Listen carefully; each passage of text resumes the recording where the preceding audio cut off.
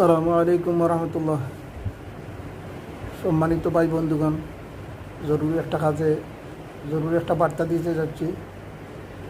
ভেনেজুয়েলার উপরে যে আমেরিকা যে আক্রমণ চালানোর জন্য যে যুদ্ধ জাহাজ নিয়ে হাজির হয়েছে, এটা ভেনেজুয়েলা শুধু নয়, মাদক চোরা কারবারি বলে তাদের উপরে যে আক্রমণ চালানোর চেষ্টা করতেছে, এটা আসলে মাদক চোরা কারবারি নয়।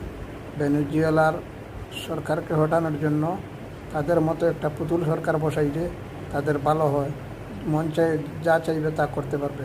ভেনেজুয়েলা সরকার বর্তমানে যে মাদুরো আছে, এই মাদুরো সে এরকম করতে চায় না, আমেরিকার কথা মতো পা হাঁটায় না, পা চালায় না, বিধায় তাকে সরিয়ে দেওয়ার চেষ্টা চলছে আর দেশের উপর আক্রমণ করার চেষ্টা করছে আমেরিকা।